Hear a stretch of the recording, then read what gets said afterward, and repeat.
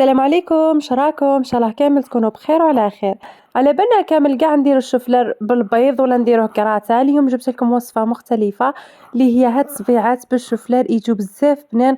تقدري ديريهم لوليداتك ولا العائله تاعك الا ما كانوش يحبوا الشوفلر وراح ياكلوهم بالسيف عليهم. يجوا بزاف بنان وسهلين في التحضير. انا قدمتهم مع صوص تاع جلبانه كيما راكم تشوفوا. تقدروا تقدموهم مع اي صوص تحبوا ولا تقدموهم غير وحدهم مع صوص مايونيز ولا كاتشب. الو حبيباتي، باش تعرفوا المقادير ما عليكم غير تتبعوا الفيديو للاخر. بسم الله على بركة الله. اول حاجه نجيب الشوفلار تاعي. انا عندي راس تاع الشوفلار هنا كما راكم تشوفوا، كنت غسلته مليح ونقيته كامل من هذوك الشوائب. انا درت راس تاع الشوفلار متوسط، ماهوش كبير بزاف وماهوش صغير. نحطه في الكسكاس تاعي ونخليه يفور حتى يطيب لنا هذاك الشوفلار مليح. هنا بعد ما حطيت الشوفلر تاعي فور على جهه، نجي نحضر لاصوص. تقدروا ديروا معاه اي صوص هذا الشوفلر. انا اليوم راح ندير معاه صوص تاع الجلبانه. نتوما تقدروا ديروا تاع زيتون ولا تقدروا ديروا لوبيا خضراء، ولا اني نمدلكم في الامثله باش تدوا افكار يا البنات. وتحبوا ثاني تقدموهم كمقبله ديروا معاهم صوص كاتشب ولا مايونيز ولا. المهم البنات، هنايا نجي نحضر لاصوص تاع الجلبانه. درت نص حبه تاع بصل ربيتها في الرابيز، ودرت لها هذا العظم تاع الدجاج للبنه برك. تقدروا ديروا اي كميه متوفره عندكم. ودرت لها توابل. بالنسبه للتوابل درت لها شويه تاع فلفل الكحل وشويه تاع الكركم وشويه تاع الفلفله الحمراء اللي هو العكري، بلا ما ننساو الملح وكميه تاع الزيت حوالي 3 مغارف. نروح نحطهم ديريكت فوق النار ونخليهم يتقلاو مليح مع بعضهم. هذيك البصله مع الدجاج وليزيبيس كامل بهذه الطريقه كما راكم تشوفون. نخلطوا المقادير جيدا ونخليهم يتقلاو بعقلهم. هنا ضفت لهم مكعب تاع القزبر والمعدنوس كنت ديرته في الكونجيلاتور. هذه العقده اللي حضرتها معكم البنات، الا تحبوا تشوفوها روحوا للقناه نتاعي شوفوا العقده نتاع الحريره اللي حضرتها معكم. هذه هي. ضفت منها مكعب راح تطلق بنه بزاف شابه، هي قزبر ومعدنوس وثوم مخلطين مع بعضهم. قطعتهم على شكل مربعات، معليا غير نجبد وندير في المرقه كما راكم تشوفوا. هنا بعد ما قليتهم مليح وذبالت لنا هذيك البصله كامل، نجي نضيف لهم كميه تاع الجلبانه تقلنا مع هذوك التوابل والبصل والدجاج باش تجي الجلبانه تاعنا بنينه. وهنا نضيف لهم شويه تاع لاصوص طوماط. هذه كانت واجده عندي في الفريجيدار، ولا تقدروا ترحوا لهم حبه تاع طوماطيش تكون متوسطه. الا تحبوا ديروا لاصوص تاعكم حمراء، ولا تحبوا ما ديروش طوماطيش تقدروا تستغناو عليها. انا حبيتها حمراء اليوم.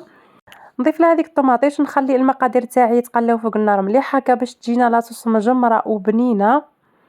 هنا بعد ما تقلاوني مليح وتشربوا كامل هذوك لي زيبيس وطلقت هذيك الطوماطيش، نجي نضيف لهم كميه تاع الماء يكون سخون. هنا تقدروا ديروا في الكوكوط، انا درت غير في الطنجره. نضيف لها كميه تاع الماء ونقص للنار ونخلي لاصوص تاعي طيب على نار تكون قليله حوالي نص ساعه نلقاها واجده. والان رجعت للشوفلر تاعي اللي كان طاب حوالي 20 دقيقه، لقيته طاب كامل كما راكم تشوفوا. حطيته في الطبسي تاعي ولا في الاناء تاعكم، حطوه وبداو تعبزوا فيه بهذه الطريقه البنات. فرشيطه ولا مغرف ولا فتفتوه هكا كما راكم تشوفوا. ما تحرحروهش كامل هذاك الشوفلر يا البنات، خلوه شويه كما راكم تشوفوا هكا. فتفتوه بهذه الطريقه، ما تجرونوهش كامل حتى يولينا على شكل سائل. خلوه شويه حاكم روحه كما راكم تشوفوا في الفيديو. هنا نجي نضيف له نص مغرف تاع لا موطارد الا كانت متوفره عندكم، والا ما كانتش متوفره تقدروا تستغناو عليها. مي راح تعطينا بنه بزاف شابه في الشوفلر تاعنا. نضيف له كميه تاع الملح، ما كنتش درت فيه الملح من قبل يا البنات. نضيف له كميه تاع الملح باش يجي بنين. نضيف له شويه تاع الفلفل الكحل حوالي مغرف صغيره، شويه تاع الكركم، ونزيد له 3 حبات نتاع البيض بهذه الطريقه كما راكم تشوفوا. نزيد عليهم 3 مغارف كبار نتاع الفرينه، 3 مغارف عاديين يكونوا ممسوحين. ونزيد لهم كميه تاع القزبر ولا المعدنوس. وهنا الا كان عندكم زيتون مقطع ثاني تقدروا تضيفوا كميه تاع الزيتون، راح تعطيكم بنه بزاف شابه. وهنا نضيف عليهم ساشي تاع خميره كيميائيه بهذه الطريقه تاع وزن 8 غرام ساشي كامله. نخلطوا جميع المقادير، نحل هذاك البيض كامل في وسط الشوفلر. نخلطوا جميع المقادير بهذه الطريقه، نخلط كامل هذاك الشوفلر مع البيض والفرينه. هذا الخليط تاع الشوفلر راح يجينا بزاف بنين يا البنات، واللي ما يحبش الشوفلر راح ياكلوا بهذه الطريقه خير من الطريقه العاديه. جربوه ورجعوا لي بالخبر. وإلا كنتوا وصلتوا معايا حتى لهنا البنات، ما تنسوش تخلوا لي جيم للفيديو هكا باش تشجعوني، وتخلوا لي ابوني في القناه باش يلحقكم كل جديد ان شاء الله.